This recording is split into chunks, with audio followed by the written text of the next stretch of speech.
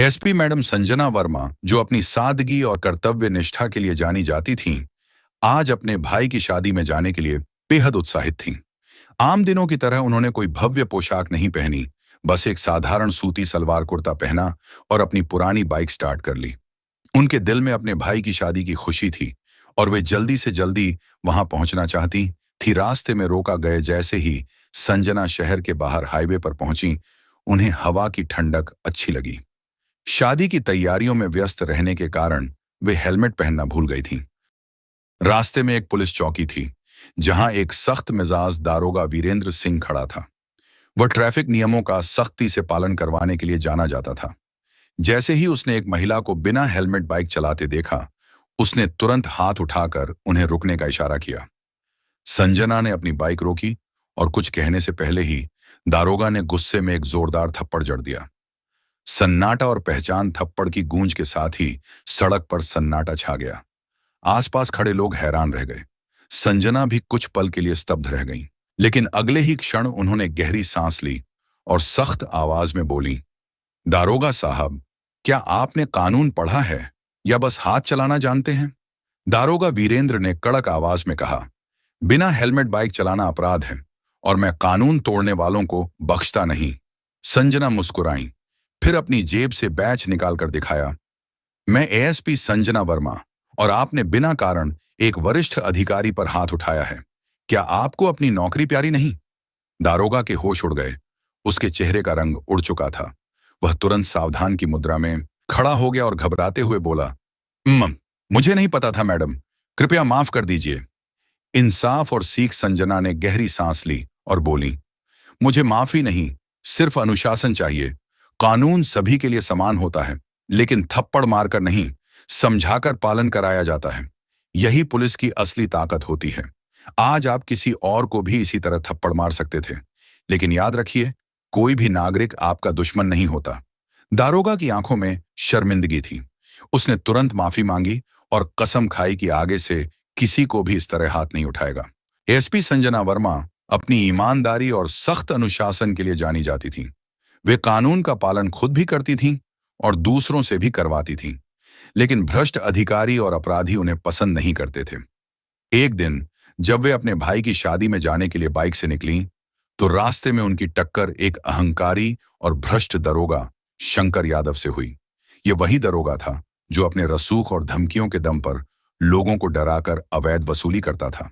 संजना बिना helmet bike चला रही थी और जैसे ही पुलिस चौकी आई, दरोगा शंकर यादव ने हाथ उठाकर एसपी संजना वर्मा ने भ्रष्ट दरोगा शंकर यादव को उसकी दादागिरी का सबक सिखाया था। बिना किसी डर के उन्होंने उसकी धमकियों को नजरअंदाज कर दिया और उसे निलंबित करने का आदेश दे दिया। लेकिन कहानी यहीं खत्म नहीं हुई।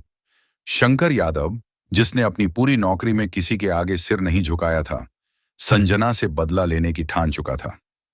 साज ही शंकर यादव को निलंबित कर दिया गया था, लेकिन उसका गुरूर अभी भी कायम था। उसने अपने कुछ पुराने साथियों और राजनीतिक सरपरस्तों से संपर्क किया। उसके अंदर बदले की आग जल रही थी। उसने संजना को सबक सिखाने के लिए एक चाल चली। एक रात जब संजना अपने सरकारी आवास में बैठी फाइलें देख रही थीं, तभी एक कॉल आया, एएसपी साहिबा, जल्दी आइए, आपके खिलाफ भ्रष्टाचार और पद के दुरुपयोग का मामला दर्ज हुआ है। हमें आपको गिरफ्तार करना होगा। यह आवाज डीएसपी विजय प्रताप की थी, जो संजना के विभाग में ही थे। संजना को यह सुनकर झटका लगा। उन्होंने पूछा, यह किस आधार पर? आप पर एक व्यापारी से रिश्वत लेने और फर्जी एनकाउंटर का आरोप लगाया गया है। कोर्ट से आपके खिलाफ वारंट भी जारी हो चुका है। फंसाने की कोशिश। कुछ ही देर में पुलिस की एक टीम उनके घर पहुंच गई। उन्हें गिरफ्तार करने के लिए शहर भर में खबर फैला दी गई थी। न्यूज चैनलों पर सुर्खियां चलने लगीं, ईमानदार एएसपी पर रिश्वत और फर्जी एनकाउंटर का आरोप। यह सब सुनकर आम जनता भी हैरान थी। संजना ने कड़े शब्दों में कहा, मैंने कोई रिश्वत नहीं ली, यह सब एक साजिश है। मैं इस झूठे केस का पर्दाफाश करके रहूंगी। लेकिन पुलिस टीम के पास अदालत का वारंट था। संजना को मजबूरन उनके साथ जाना पड़ा। संजना को हवालात में डाल दिया गया। उनका आत्मसम्मान ठेस खा चुका था, लेकिन उनका आत्मविश्वास अब भी अडिग था। उन्होंने अपनी वकील और कुछ भरोसेमंद अफसरों से संपर्क किया। जब उन्होंने मामले की गहराई से जांच शुरू की तो चौंकाने वाले तथ्य सामने आए। वह व्यापारी जिसने रिश्वत का आरोप लगाया था, दरअसल शंकर यादव का करीबी था। फर्जी एनकाउंटर की फाइल में छेड़छाड़ की गई थी ताकि सबूत संजना के खिलाफ जाएं। वारंट के लिए इस्तेमाल किए गए दस्तावेज भी फर्जी थे। यह साबित हो चुका था कि यह सब एक सुनियोजित षड्यंत्र था। तो दरोगा जी, आपने मुझे जेल भेजने की धमकी दी थी ना? अब देखिए आप खुद कहां हैं। संजना ने मुस्कुराते हुए कहा। शंकर यादव की आंखों में पछतावे का साया था।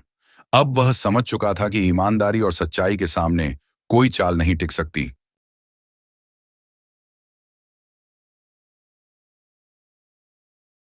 तो दरोगा जी, आपने मुझे जेल भेजने की धमकी दी थी ना? अब देखिए आप खुद कहां हैं। संजना ने मुस्कुराते हुए कहा। शंकर यादव की आंखों में पछतावे का साया था। अब वह समझ चुका था कि ईमानदारी और सच्चाई के सामने कोई चाल नहीं टिक सकती। एसपी संजना वर्मा ने शंकर यादव की साजिश को बेनकाब कर दिया था। अदालत ने उन्हें बेगुनाह करार दिया और शंकर यादव को भ्रष्टाचार और झूठे आरोप लगाने के जुर्म में जेल भेज दिया गया। लेकिन यह कहानी यहीं खत्म नहीं हुई।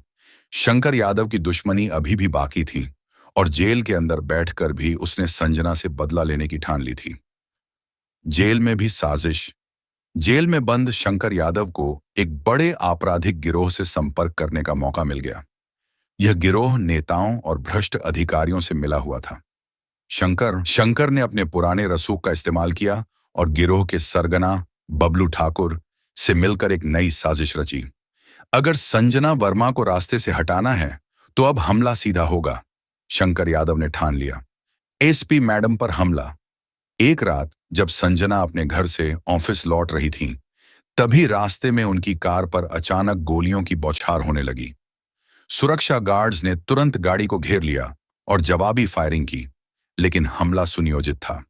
संजना ने किसी तरह खुद को बचाया, लेकिन उनका ड्राइवर बुरी तरह समझा हुआ था भाई। हमले के पीछे का सच जानने के लिए संजना ने अपनी गुप्त टीम को लगाया। कुछ ही दिनों में उन्हें सबूत मिल गए कि हमले का मास्टरमाइंड कोई और नहीं, बल्कि जेल में बैठा शंकर यादव था। अब इस खेल को खत्म करने का समय आ गया है, संजना ने ठान लिया। उन्होंने अपनी टीम के साथ जेल में जाकर सीधे शंकर यादव का सामना किया। तुम अब भी सुधरने के लिए तैयार नहीं हो दरोगा जी? संजना ने उसकी आंखों में देखते हुए कहा। शंकर यादव हंसते हुए बोला, मैं जब तक जिंदा हूं तुझे चैन से नहीं जीने दूंगा। संजना ने ठंडी आवाज में कहा, अब तुम्हारा खेल खत्म। तुम्हारे खिलाफ हत्या की साजिश, पुलिस पर हमले और संगठित अपराध में शामिल होने के सबूत मिल चुके हैं। अब तुम्हारी सजा और बढ़ेगी।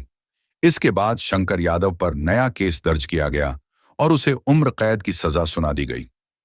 अंत में सच्चाई की जीत। इस घटना के बाद संजना का सम्मान और भी बढ़ गया।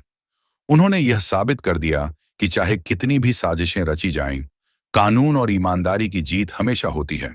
इस घटना के बाद संजना का सम्मान और भी बढ़ गया।